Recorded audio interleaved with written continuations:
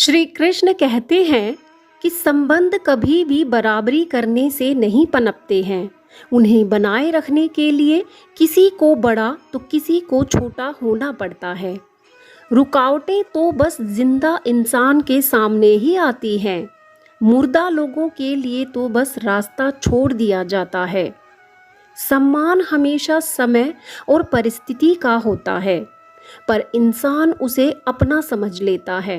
इस मित्र की शत्रुओं के साथ बैठक हो, उस मित्र से सदैव सावधान रहना चाहिए। जो लोग बुद्धि को छोड़कर भावनाओं में बह जाते हैं, उन्हें हर कोई मूर्ख बना सकता है। श्री कृष्ण कहते हैं कि जीवन में अगर अपनों से बंधे रहोगे तो साफ सुथरे रहोगे, वरना अकेले होने पर हर कोई आपको कचरा समझकर फेंक देता है। झाड़ू में जब तक बंधन होता है तब तक ही वह कचरे को साफ करता है।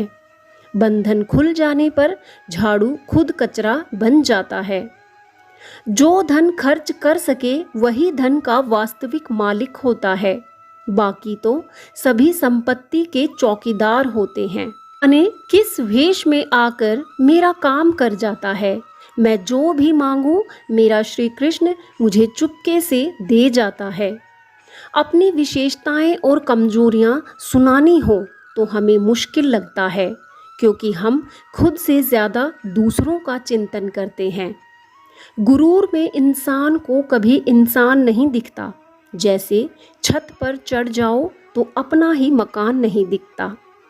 जब आप ऊंचाइयों की सीढ़ियां चढ़ रहे हो तो पीछे छूटे लोगों से बहुत अच्छा व्यवहार करें, क्योंकि नीचे उतरते समय रास्ते में फिर से यही सब मिलेंगे। यदि आपको अपनी कीमत बढ़ानी है तो आपको संघर्ष करना ही पड़ेगा।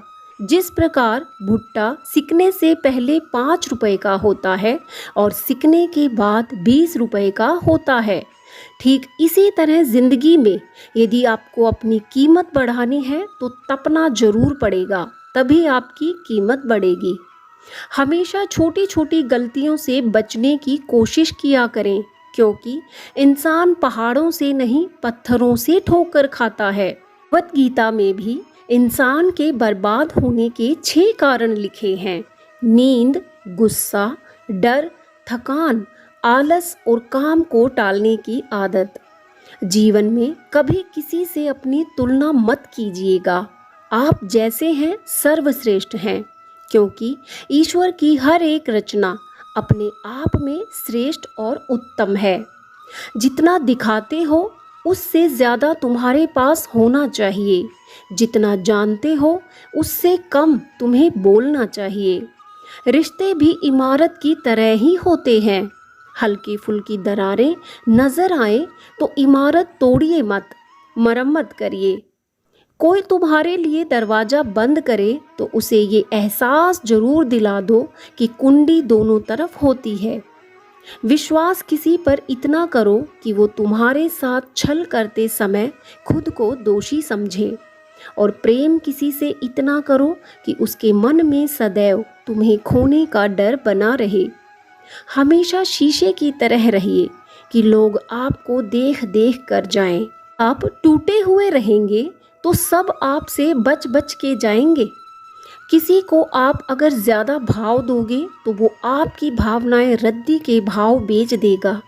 तो खुद को इतना ही लुटाओ कि बाद में समेटने में दिक्कत ना हो। शब्द भी भोजन की तरह होता है। शब्द शब्द का भी एक स्वाद होता है। बोलने से पहले चख लीजिए। स्वयं को अगर अच्छा ना लगे तो दूसरों को मत परोसिए। सिंह अगर चट्टान पर बैठ जाए तो वह चट्टान भी सिंहासन बन जाती है। इसलिए सिंहासन पाने का नहीं, सिंह बनने का प्रयत्न करें, ताकि आप जहां बैठे वहीं सिंहासन बन जाए।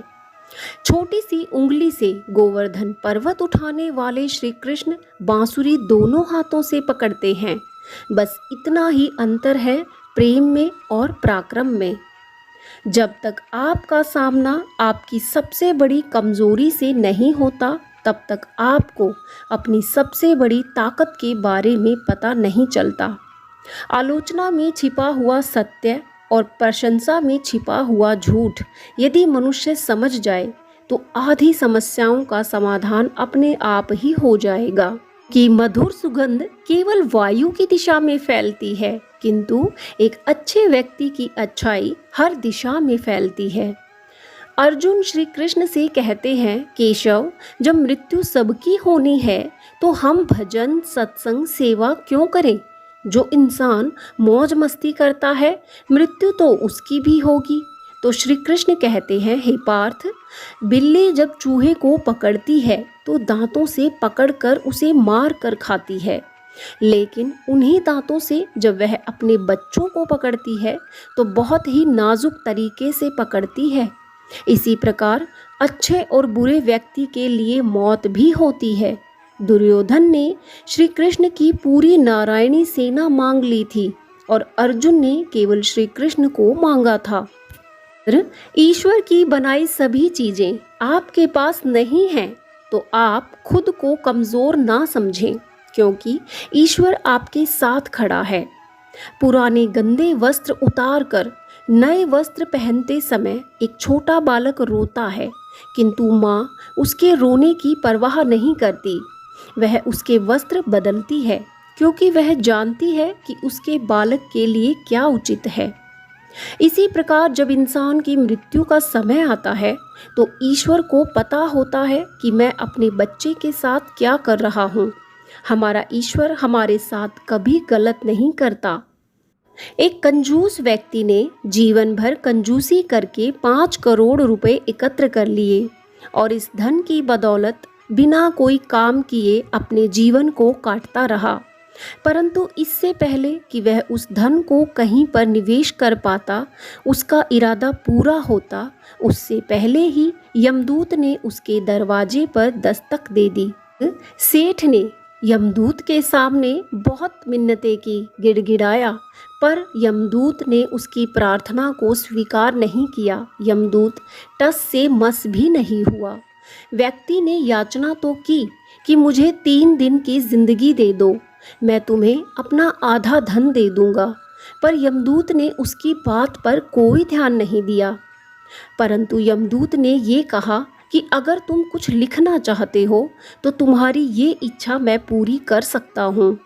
तो उस व्यक्ति ने ये लिखा कि जिस किसी व्यक्ति को भी ये संदेश मिले कि उससे मैं ये कहना चाहूँगा कि जीवन भर संपत्ति जोड़ने की फिराक में ना रहो, जिंदगी का एक एक पल पूरी तरह से जियो। मेरे 5 करोड़ भी मेरे लिए 1 घंटे का समय भी नहीं खरीद सके, इसलिए पैसा कमाओ पर जीवन का आनंद भी उठाओ।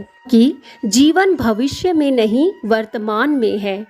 तो आप भी इन बातों को अपने जीवन में जरूर अपनाएं और ऐसे ही ज्ञानवर्धक वीडियोस के लिए चैनल को सब्सक्राइब जरूर कर लें और अपने विचार कमेंट बॉक्स में जरूर साझा करें।